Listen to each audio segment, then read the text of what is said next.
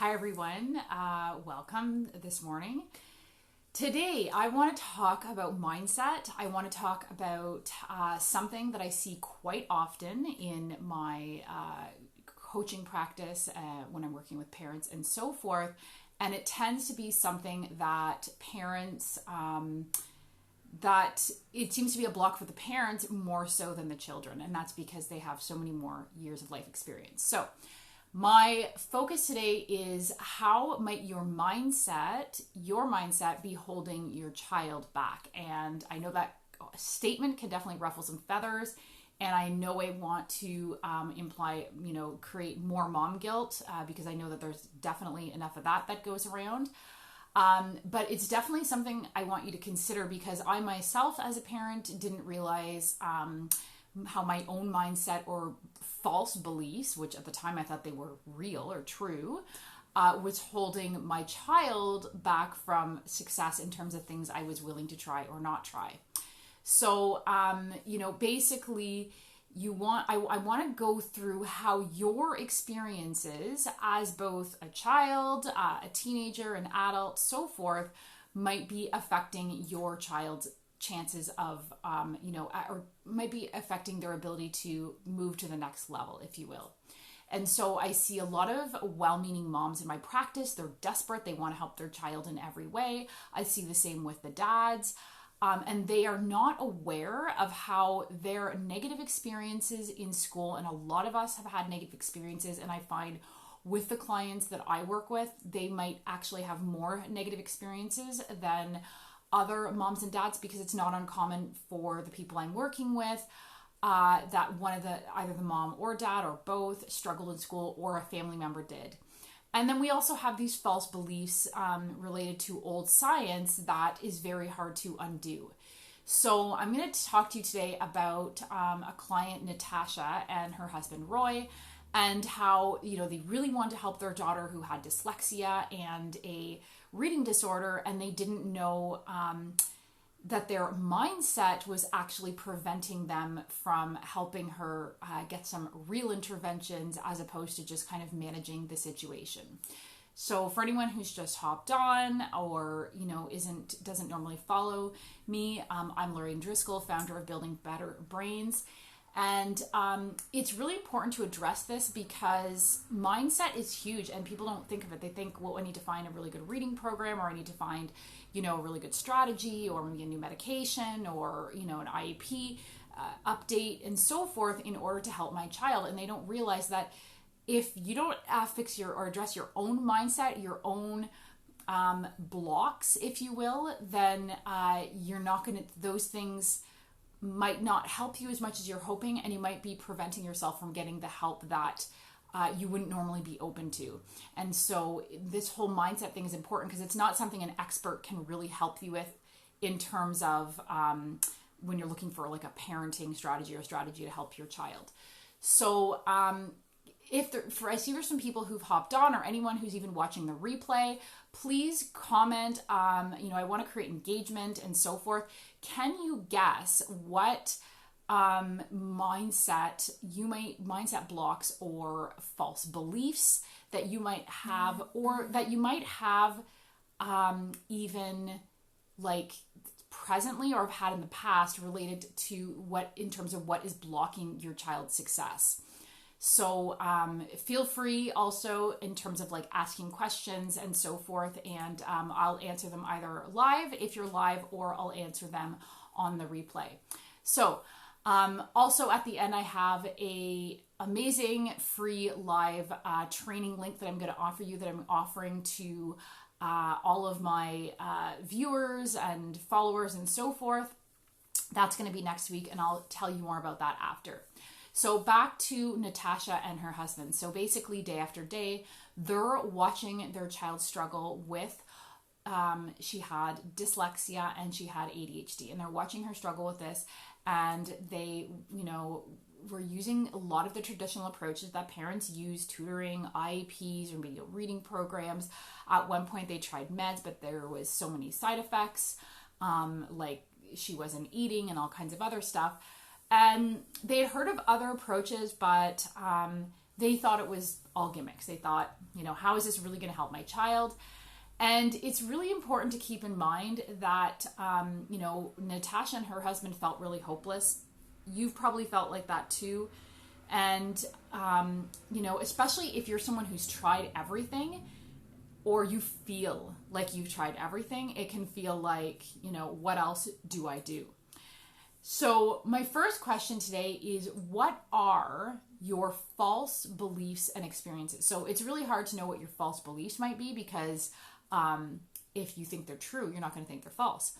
However, ask yourself, what do you absolutely believe about your child's difficulties? So what do you believe about ADHD? What do you believe or think you know about ADHD, dyslexia, learning disabilities, and how they can be managed? What facts do you know? And some of those might be 100% true, but ask yourself, what do you think are absolutely true? Do you think your child can overcome their challenges or difficulties? Or to what extent? I'm really curious to hear that. So please post in the comments below. Again, whether you're watching live or you're going to be watching the replay. What does your partner believe about your child's struggles? What are your and your partner's experiences with school, with behavior struggles, in terms of how it can be addressed, what can, or can it just be managed, and so forth. So basically, going back to Natasha and her husband, Roy, so dad had a lot of negative experiences because he struggled with reading as well. He struggled with behavior related to poor focus and being completely bored because he couldn't keep up in class. And part of it was dad thought, she just needs to grow out of it and so forth.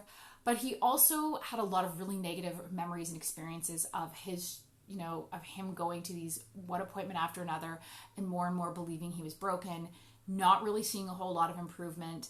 And he basically thought there wasn't going to be much hope, if you will, for his daughter in terms of really improving, that she would just have to learn how to manage it. And at one session, when I said, this was in the early session when they were open to trying stuff, but they really didn't seem that confident. And I was concerned, because when people aren't confident that something's going to work, then they're not necessarily going to stick to the program very well. And he admitted that he was really scared of disappointment. He was really scared of disappointing his daughter, of her getting her hopes up again, and so forth. And I have to ask you, does that sound familiar? Are you at the point where you have had so much disappointment, or you get all gung-ho, I think we found a new reading program, or I think we found a new medication, or we found a new strategy, or we've tried this new food approach and it doesn't work? And if that sounds familiar, let me know what you've experienced with that. So what I find in what I'm seeing in my practice is that the people tend to be using the same approach that was typically used for them. Like, not a whole lot has changed in our approach, and that's going to get probably the same minimal results that they got. And so that's why it's really important to check your mindset, to be open to different approaches that you might not have heard of because they're not their traditional approach. And that could be one major thing in terms of what you believe about what can address dyslexia, what can address behavior issues, learning issues, and so forth. So, when mom and dad were open to helping their daughter with dyslexia and ADHD in a way that was totally different that, dad had ever heard about or had done, so to speak, when he was a child, within 8 weeks, just 8 weeks, Lily's reading and memory had improved, where the school commented how her reading comprehension and decoding was that much better. Was it perfect after 8 weeks? Of course not. But within 6 months, so after they'd finished my 6-month program, Lily had increased 7 reading levels and her confidence had absolutely soared. Teacher said, she's raising her hand, she's participating, she has this willingness now, this motivation. And the thing is, like, my big thing is, we can't just focus on strategies. We have to focus on increasing our the child's motivation and their confidence. We have to build momentum, because if you can build momentum and that child can see the improvement, then they are going to want to keep reading. Even if they're behind their classmates, if they're seeing improvement, they're going to keep at it. Where kids get stuck and where they, just totally check out and can't click or just totally shut down, if you will, and these reading battles and homework battles happen, is when they don't see any point, when they aren't making enough progress for them to see the point. And basically reading becomes not just difficult, but becomes a constant reminder that they're failing, that they're not improving. It, like so many kids have told me after the fact, it was like a constant, confirmation that I was stupid. So, if it feels like, you're overwhelmed and you're full of doubt, will this work? Will that work? I totally get it as a parent myself with a child who's struggling with all kinds of issues, the constant fear and worry about what's going to happen when they get older. And that is something I address in the Full Potential Clinic, but if that interests you, listen up, because I do have that live training coming up next week, totally free. And I am really curious to know, what do you think is holding you back, or, is holding you back from getting your child to the next level? And, let me know in the comments below. So what I see with parents too is, the number one action that needs to happen for their child to have the success is they need to build, there's all this focus on strategy and like, what's the magic solution or the magic pill? And definitely we want to look at that stuff.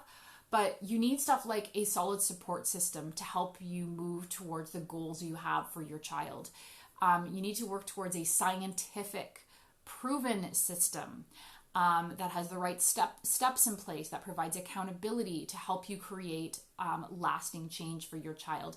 And I'm going to be talking about all of this in my live training next week. It's a free class so that it can help you break free from what is holding your child back. So in it, just a quick recap, or review of what you will get out of that is basically you'll discover how to move past band-aid solutions so that your child can learn, focus, and basically be a calmer, happier kid. The other thing is learning a simple way to get your child learning at grade level. This does not have to be hours and hours of work. It does not have to be complicated. That in itself is a mindset block, that we think that it takes years and years and years and years and years, and it's just going to always be so darn hard, and they're never going to be able to soar and do well like the other kids.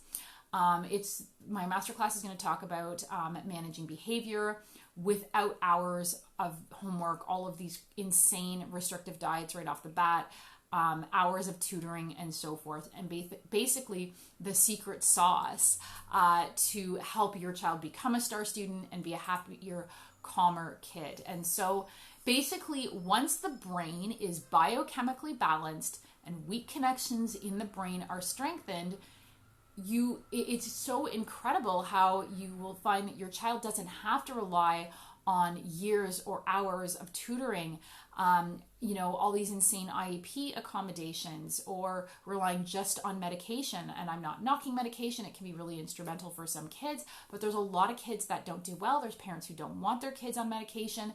There's tons of side effects. And, I have lots of clients who the IEP falls to the wayside, who've lost their diagnosis, who no longer need the medication, or the medication can be significantly reduced. So basically the goal is to help your child, reach their full potential. So I'm going to post the link to the free live training that will be happening next week on Thursday, September 10th at 8 p.m. Eastern. And, if you think that, if you know somebody else that would be helpful to, then feel free to share and spread the word. Thanks for watching.